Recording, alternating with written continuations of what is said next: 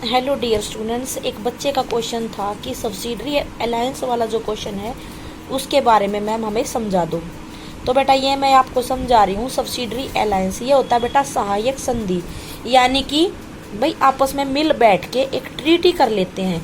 अंग्रेजों ने की हमारे इंडिया के राजाओं के साथ।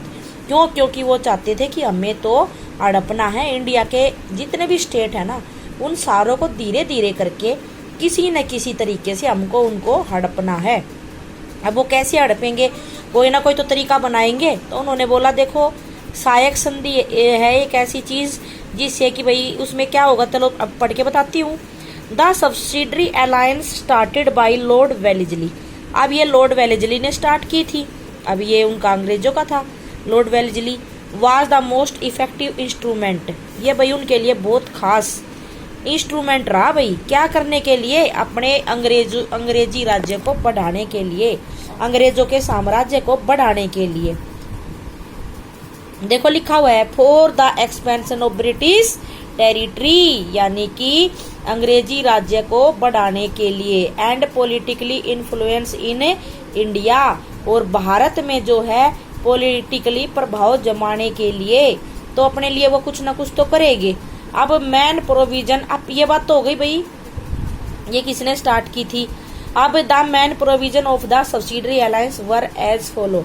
अब भाई क्या क्या था इसमें? अब ये तो पता हो ना कि सहायक संधि क्या थी। अब जो इसमें था वही तो थी सहायक संधि की। भाई इसमें था क्या क्या? अब ये थी किस लिए कि भाई expansion of British territory. Territory होता है जगह, क्षेत्र, यानी कि ब्रिटिश टेरिटरी को बढ़ाने के लिए। अब फिर उसके बाद क्या था कि इसमें कुछ कुछ क्या प्रोविजन कर रखे थे भाई। इसमें था क्या? मेनली बात है ये।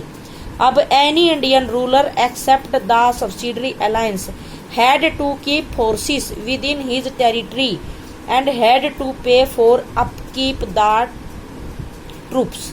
अब क्या करना पड़ता? जो भी इंडियन रूलर यानी कि राजा, इंडिया का राजा है, उसको सब्सिडरी अलायंस एक्सेप्ट करनी है। और क्या करना है?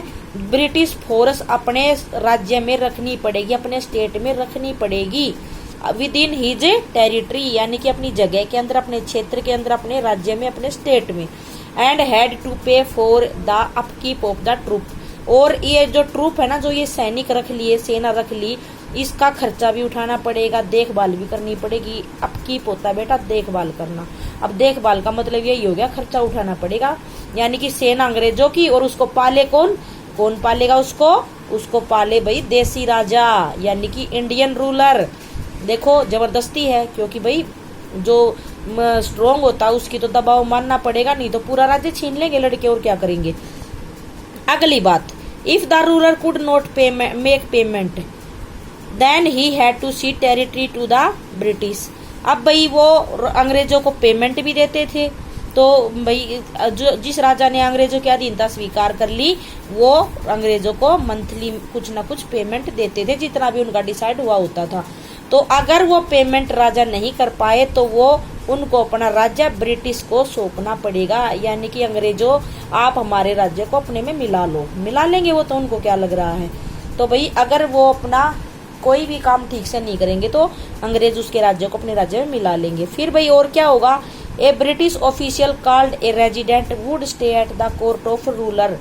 अब एक ब्रिटिश रेजिडेंट जो है, यानी कि अंग्रेजों का कोई एक आदमी, उनका कोई ऑफिशियल आदमी जो है, वो राजा को अपने दरबार में रखना पड़ेगा। ये भी जबरदस्ती है भाई, ठीक है।